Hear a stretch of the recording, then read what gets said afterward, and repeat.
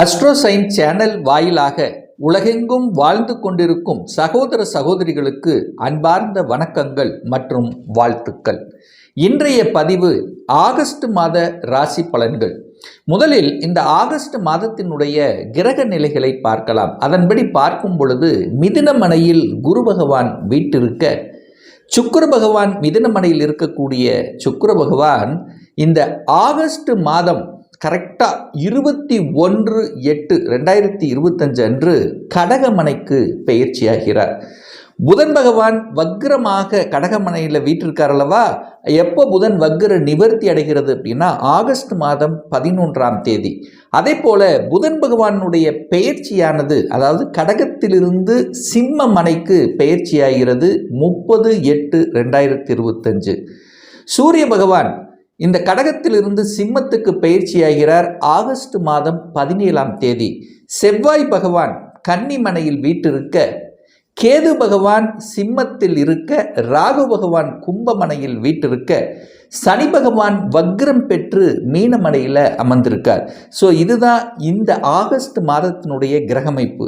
So இந்த கிரக அமைப்புகளை வைத்துக்கொண்டு இந்த மாதம் எதில் நமக்கு நல்லது நடக்க போகுது, எந்த இடத்தில் நாம் ஜாக்கிரதையாக இருக்கணும், எந்த வழிபாடு நமக்கு உகந்தது என்பதை பற்றி இந்த பதிவில் நம்ம டீட்டெயிலாக நம்ம பார்க்க போகிறோம்.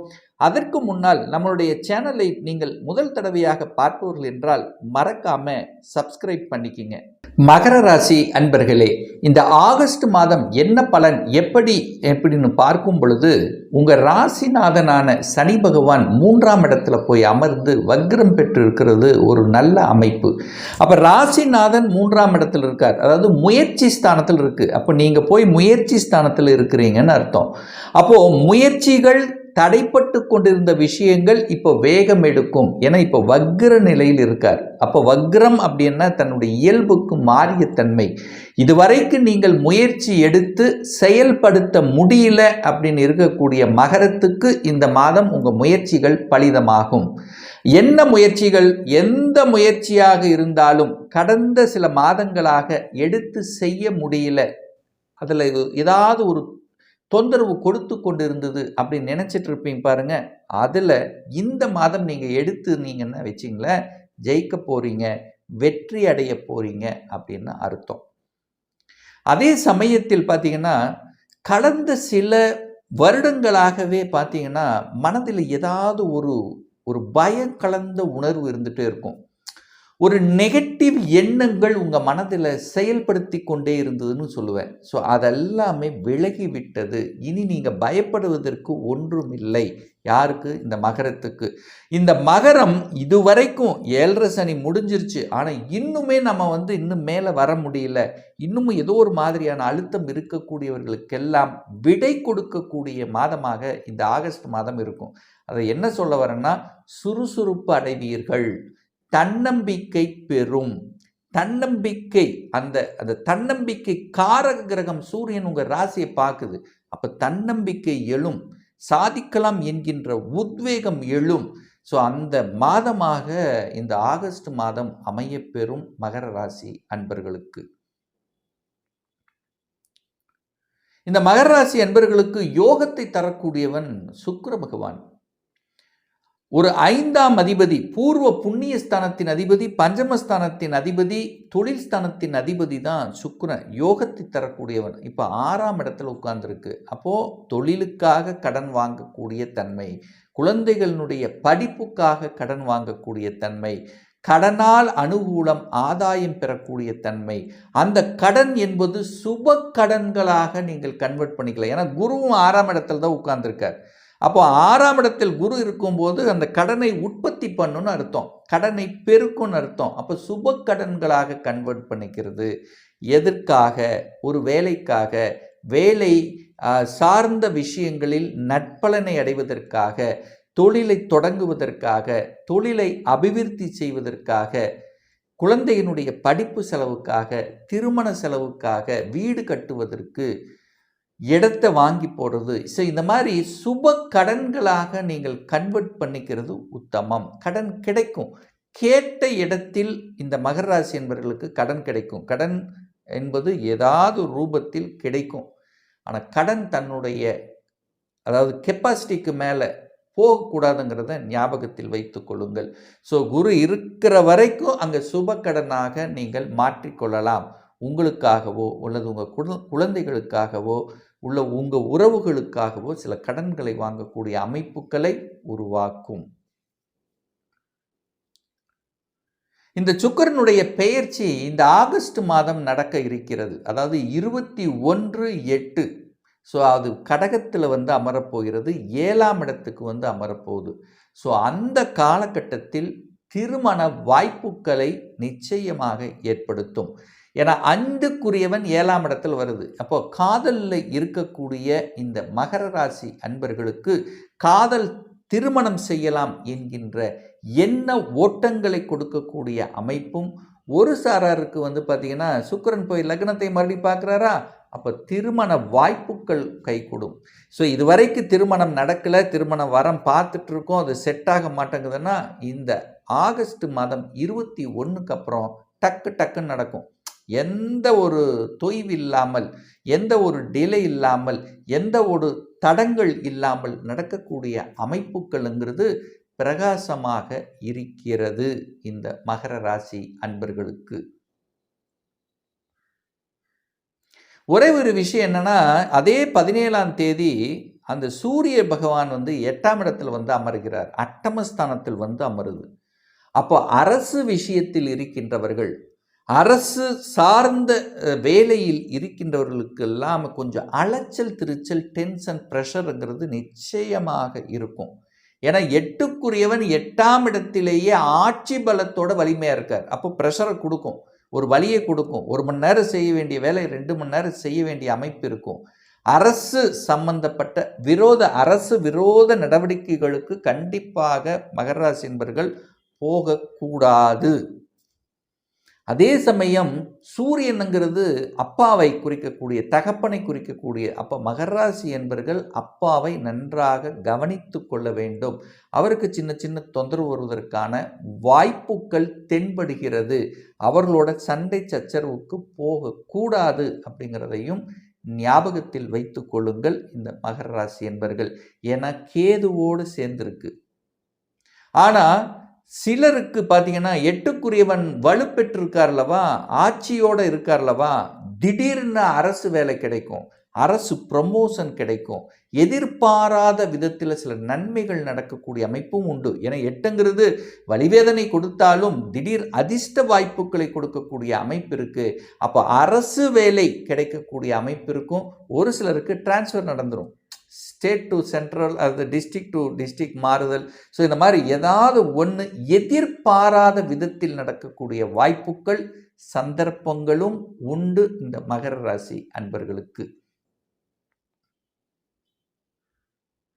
10க்குரியவன் நல்லா இருக்கார். அப்போது வேலை, தொழில், வியாபாரம் சார்ந்த விஷயங்கள் எல்லாம் பார்த்தீங்கன்னா ஒரு குரு பார்க்குறார், ஒரு நல்லவர் பார்க்குறார். 10க்குரியவனான அந்த சுக்கிரன் குருவோடு சேர்ந்து இருக்கிறது தொழில் ரீதியில் தனத்தை கொடுக்கக்கூடிய அமைப்பு. அந்த சுக்கிரன் 7ஆம் இடத்தில் வருவது கூட்டு தொழில், கூட்டாளிகளால் லாபம், கணவன் மனைவி 2 பேரும் சேர்ந்து ஒரு தொழிலை ஆரம்பிக்கணுங்கிற எண்ண ஓட்டங்கள், ஒரு சேஞ்சஸ், கணவன் அல்லது மனைவி ஒரு தொழிலை தொடங்குவது அல்லது வேலை இல்லாதவர்களுக்கு வேலை கிடைப்பது, இந்த மாதிரி 10ல் சில நல்ல விஷயங்கள் நடக்கக்கூடிய அமைப்புகளும் இருக்குது. ஆனால் என்ன, உங்கள் மேலதிகாரிகளோட கொஞ்சம் அனுசரித்து போகணும். இதை மட்டும் இந்த மகர ராசி என்பர்கள் புரிந்து கொள்ள வேண்டும்.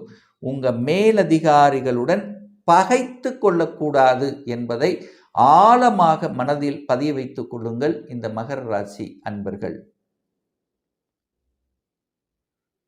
சார், நான் வெளிநாடு, வெளி மாநிலம், அந்நிய தேசம் போவதற்கான அமைப்பு இருக்கிறதா இந்த காலகட்டம் அப்படின்னு நீங்கள் கேட்டிங்கன்னா நிச்சயமாக உண்டு. ஏன்னா 12ஆம் அதிபதி 12ஆம் இடத்தை பார்க்குது. 12ஆம் இடம் என்பது தான் வெளிநாடு, வெளி மாநிலம், அந்நிய தேசம், இதெல்லாம் தொடர்புடைய ஒரு இடம்ங்கிறது அந்த 12ஆம் இடம். ஸோ அந்த இடத்தை 12ஆம் அதிபதியே பார்க்குறார். அப்போ விசா அப்ளை பண்ணி காத்து கொண்டு இருப்பவருக்கு விசா கிடைக்கும். வெளிநாட்டு வேலைக்காக அப்ளை பண்ணி அதை காத்து கொண்டு இருப்பவர்களுக்கு வெளிநாட்டு கிடைக்கும். அந்த வெளிநாட்டு அமைப்பு, வெளி மாநில அமைப்பு, அதர் டிஸ்ட்ரிக்ட் அமைப்பு, வெளி மாநில அதாவது அந்நிய மதத்தினருடன் பழகக்கூடிய அமைப்பு, வெளி மாநில நண்பர்கள் கிரியேட்டக்கூடிய அமைப்பு, அல்லது ஏற்றுமதி இறக்குமதி இம்போர்ட் எக்ஸ்போர்ட் சம்பந்தப்பட்ட கடல் கடந்து செல்லக்கூடிய அமைப்புகள், இதெல்லாம் சூப்பராக இருக்கக்கூடிய ஒரு நல்ல மாதம் இந்த மகர ராசி அன்பர்களுக்கு அப்படிங்கிறத ஸ்ட்ராங்காக சொல்லலாம். முதலீடுகள் உண்டு. முதலீடுகள் சார்ந்த விஷயங்கள் சிறப்பு பெறும். ஏன்னா கடந்த சில மாதங்களாகவே இந்த செவ்வாய் நீச்சமாகி 8ஆம் இடத்தில் இருந்தாரெல்லாம் இப்போ 9ஆம் இடமான பாக்கியஸ்தானத்தில் இருக்கார். அப்போ வீடு, வண்டி, வாகனம் வாங்குவதற்கு உகந்த காலகட்டமாக அமையும். நிச்சயமா அந்த எண்ணங்களை உறுதிப்படுத்தும். உங்களுக்கு ரியல் எஸ்டேட்ல இருக்கிறவங்களுக்கு கடந்த 3 மாசமும் ஒரு டல் அடிச்சுட்டே இருக்கு, ஒரு மந்த தன்மை இருக்கு, விற்க மாட்டேங்குது, ஒரு மாதிரி ஒரு அழுத்தம் ப்ரெஷரோடு இருக்கிறவங்களுக்கு எல்லாம் இப்போ அதுக்கு ஒரு சொல்யூஷனு கொடுக்கும். கொஞ்சம் வேகம் எடுக்க மாதிரியான எதையும் சமாளிக்கலாங்கிற எண்ணங்களை கொடுக்கக்கூடிய அமைப்பு இருக்கிறது. அப்போ 8ஆம் இடத்தில் சூரியன் ஆட்சி பலத்தோட வலிமையாக இருக்கின்ற காரணத்தாலும் குரு பகவான் தனஸ்தானத்தை பார்க்கறதும் 10ஆம் இடத்தை பார்க்குறதும் ஒரு மாற்றத்தை கொடுக்கக்கூடிய அமைப்பு, ஒரு நல்ல செய்தி, குட் நியூஸ் கொடுக்கக்கூடிய அமைப்புங்கிறது ஒன்று குழந்தை பிறப்பில் கொடுக்கலாம், அல்லது உங்கள் தொழில் ரீதியில் ஒரு நல்ல செய்திகள் உங்களுக்கு வரலாம், அல்லது வேலை சார்ந்த விஷயத்தில் திடீர் ப்ரமோஷன் இந்த மாதிரி இருக்கலாம். தனம், மறைந்திருக்கின்ற தனம் உங்களுக்கு கிடைக்கக்கூடிய இந்த மாதிரி ஒரு நல்ல செய்திகளை கொடுக்கக்கூடிய ஒரு மாதமாக இந்த மகரத்துக்கு நிச்சயமாக அமையும்.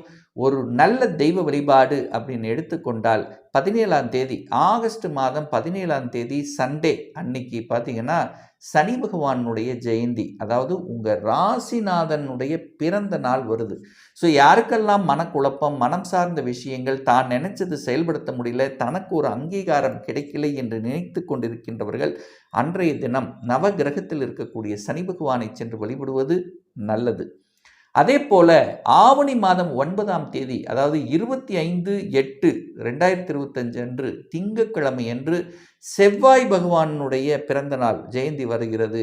அப்போ யாருக்கெல்லாம் வீடு வாங்க முடியல, யாருக்கெல்லாம் நிலம் சார்ந்த விஷயத்தில் பிரச்சனை இருக்குது, யாருக்கெல்லாம் சகோதர ரீதியில் பிரச்சனை இருக்குது, யாருக்கெல்லாம் லாபம் கிடைக்கல, நல்லா செய்கிறேன் லாபம் கிடைக்க மாட்டேங்குது, ஸோ இந்த மாதிரி இருக்கக்கூடியவர்கள் எல்லாம் அன்றைய தினம் நவகிரகத்தில் இருக்கக்கூடிய செவ்வாய் பகவான் அல்லது முருகப்பெருமானை சென்று வழிபட்டாலே ஒரு நல்லது நடக்குங்கிறதுல எந்தவித மாற்று கருத்தும் கிடையாது.